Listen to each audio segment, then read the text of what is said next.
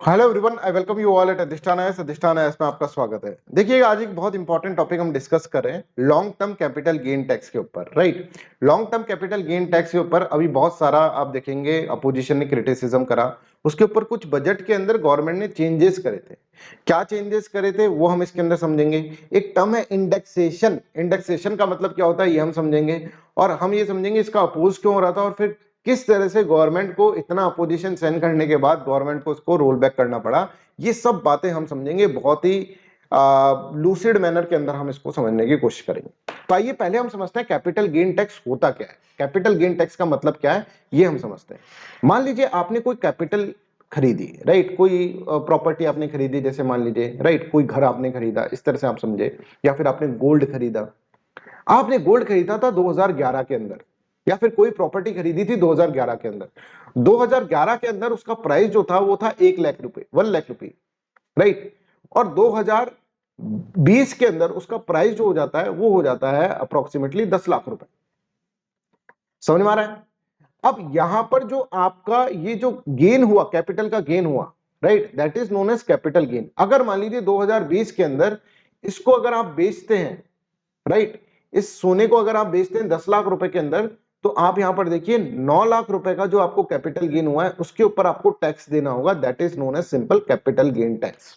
भारत के अंदर क्या होता है ये मैं आपको बताता हूं, राइट। पर यहां पर आप देखें 9 लाख के ऊपर आपको क्या करना पड़ेगा, कैपिटल गेन के ऊपर आपको टैक्स देना पड़ेगा, इस प्रॉफिट के ऊपर आपको टैक्स देना पड़ेगा। That is known as what, capital gain tax. I hope this is clear to everyone. ये सिंपल डायमेंशन में मैंने आपको बताया। डेफिनेशन पढ़ लेते हैं। Capital gain tax is a tax levied on the capital gains profit an investor realizes when he sells, जब वो बेचता है उसकी कैपिटल एसेट को for a price that is higher than the purchase price. यहां पर ध्यान रखें, जब वो बेचेगा तभी उसके ऊपर कैपिटल गेन टैक्स लगेगा भाई। उसकी प्रॉपर्टी बढ़ती जा रही है, उसके ऊपर कैपिटल गेन टैक्स नहीं लगेगा, राइट। कि हर साल गवर्नमेंट आ जाती है कि भाई हमको क्या करना है, हमको कैपिटल गेन टैक्स के अंदर आपका प्रॉपर्टी का प्राइस बढ़ गया तो आप हमको क्या करें, जो बढ़ा हुआ प्रॉपर्टी का प्राइस है उसके ऊपर टैक्स दें। नहीं, जब आप बेचोगे उसको, जैसे आपने 2011 में खरीदा, 2020 के अंदर बेचा, तो उसका जो प्राइस बढ़ा हुआ प्राइस है उसके ऊपर जो टैक्स लगता है that is known as capital gain tax. I hope this is clear to everyone. अब भारत के अंदर ये कैपिटल गेन टैक्स है ना, शॉर्ट टर्म होता है, short term capital gain tax, और लॉन्ग टर्म कैपिटल गेन। दो तरह का इस तरह का टैक्स लगता है। और शॉर्ट टर्म कैपिटल गेन क्या होता है कि आपने कोई प्रॉपर्टी खरीदी, कोई भी एसेट आपने खरीदा और उसको एक शॉर्ट टर्म के लिए आपने अपने पास रखा, और शॉर्ट टर्म के लिए अपने पास रखा, उसके बाद आपने क्या करा, उसको आप उसको बेच रहे हैं। और इसी तरह से लॉन्ग टर्म कैपिटल गेन का मतलब क्या होता है कि मान लीजिए आपने क्या करा, एक प्रॉपर्टी खरीदी और बहुत लंबे समय तक आपने उसको रखा, और उसको रखने के बाद जो उसके अंदर गेन हुआ उसके ऊपर जो टैक्स लगता है that is known as long term capital gain tax.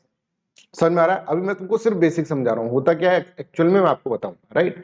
तो short term capital gain tax का मतलब क्या होता है कि अगर मान लीजिए प्रॉपर्टी जो है वो 36 मंथ से अगर आपने कम में रखी हुई है तो आपके ऊपर जो टैक्स लगेगा वो शॉर्ट टर्म कैपिटल गेन को ध्यान में रखते हुए लगेगा, उसका टैक्स रेट अलग होता है, राइट। अगर मान लीजिए कोई इमूवेबल प्रॉपर्टी है तो उसके अंदर टाइम पीरियड होता है 24 मंथ, राइट। 24 मंथ से कम तक आपने रखी है अपने पास प्रॉपर्टी, फिर आपने बेची है, तो उसको बोलेंगे अपन शॉर्ट टर्म एसेट, ठीक है। उसके ऊपर टैक्स अलग तरह से लगता है। इसी तरह से long term capital gain tax होता है अगर 36 मंथ से ज्यादा आपने रखे, राइट, तो उसको अपन क्या करते हैं, लॉन्ग टर्म कैपिटल गेन रखते हैं, लॉन्ग टर्म कैपिटल एसेट रखते हैं। इसी तरह से अगर मान लीजिए इनके अंदर आपने इन्वेस्टमेंट करा है तो इनका 1 साल से ज्यादा अगर आपने रखा है तो उसको लॉन्ग टर्म कैपिटल एसेट बोलते हैं। आई hope this is also clear.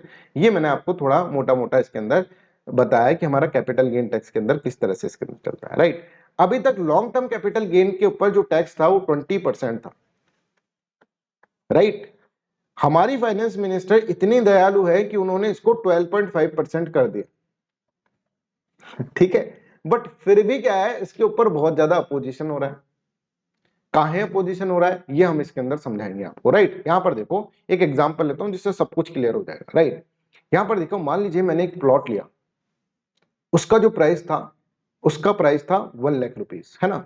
अब यहाँ पे हम तुमको सिखा रहे हैं व्हाट इज इंडेक्सेशन, कैसे एक्चुअल में ये कैपिटल गेन टैक्स का सिस्टम लगता है, राइट। इसका 1 लाख रुपए यहाँ पर प्राइस था इस घर का, राइट। अब मैंने क्या करा, इस घर को खरीदा तो 2011 के अंदर, अब चल रहा है 2024। 2024 के अंदर मैं इसको बेचना चाह रहा हूं, पर बेचते वक्त इसका प्राइस जो है आपको दिख नहीं रहा होगा, इसका प्राइस है 1 करोड़ रुपए। 1 करोड़ रुपए इसका प्राइस हो जाता है। तो अब मेरे को कितने के ऊपर टैक्स देना पड़ेगा? अब मेरे को 99 लाख के ऊपर टैक्स देना पड़ेगा बच्चों, और ये बहुत बड़ा टैक्स है, ये तो बहुत ज्यादती हो गई साहब। तो गवर्नमेंट ने क्या कहा था? गवर्नमेंट ने इसके अंदर एक बहुत इंपॉर्टेंट चीज बोली थी। गवर्नमेंट ऐसे बोलती थी कि हम इंडेक्सेशन करेंगे। देखो कि भाई ये जो चीज बढ़ी ना आपकी, ये जो प्राइस बढ़ी है, इसके अंदर बहुत सारा इन्फ्लेशन भी तो रहा होगा, इन्फ्लेशन एक बहुत मेजर फैक्टर रहा होगा। तो उन्होंने बोला हम इंडेक्सेशन प्राइस इसके अंदर निकालेंगे। मान लीजिए इंडेक्सेशन प्राइस यहाँ पे 50 लाख रुपए की इंडेक्सेशन प्राइस आती है, राइट? कि आज की इंडेक्सेशन प्राइस का मतलब क्या है? इंडेक्सेशन प्राइस का मतलब कि आज के जमाने में इसका प्राइस क्या होगा अगर हम इन्फ्लेशन को भी कंसीडर करें तो आज के जमाने में इसका प्राइस इन्फ्लेशन को कंसीडर करके 50 लाख रुपए का हो रहा है।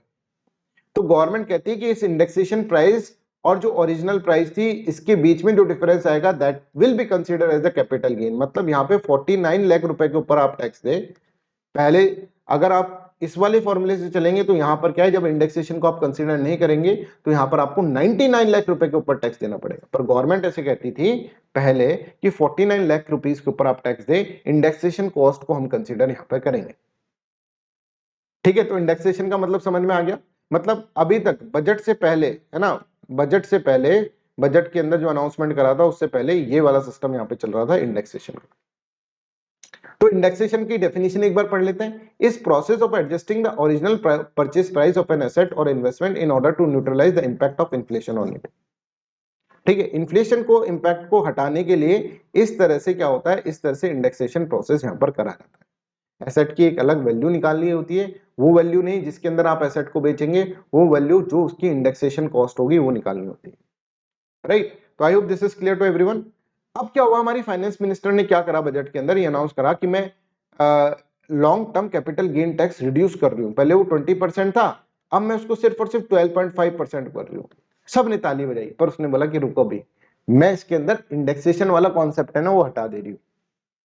मतलब ये चीज भूल जाओ अब आप, ये वाली चीज नहीं। अब आपको सीधा सीधा क्या होगा, 99 लाख रुपीस के ऊपर टैक्स देना होगा। समझ रहे?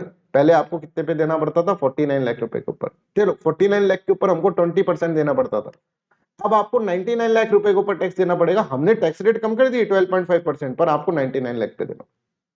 वैसा अपोजिशन बहुत बुरा नाराज हुआ इसके अंदर। अपोजिशन बोला भाई हम अपनी प्रॉपर्टी को भी, आज का आम आदमी अपनी प्रॉपर्टी को भी अगर बेच रहा है तो उसको भी तुम, उसके ऊपर भी खाने की सोच रहे हो, उसके ऊपर भी टैक्स कमाने की सोच रहे हो। और इस क्रिटिसिज्म का ये फायदा रहा हमारे लिए कि गवर्नमेंट को ये डिसीजन जो था ना वो रोल बैक करना पड़ा, वापस लेना पड़ा।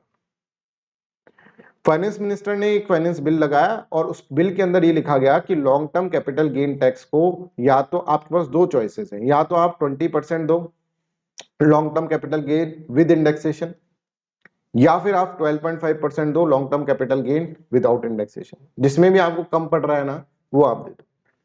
हमने कहा कि भैया इसमें ही कम पड़ेगा, क्योंकि प्रॉपर्टीज के अंदर आप देखो और या फिर आप कैपिटल गेन देखो तो बहुत ज्यादा हो जाता है कैपिटल गेन। तो 20% वाला भी अभी ओके कर दिया उन्होंने, और 12.5% विदाउट इंडेक्सेशन वाला भी ओके कर दिया। I hope this is clear to everyone.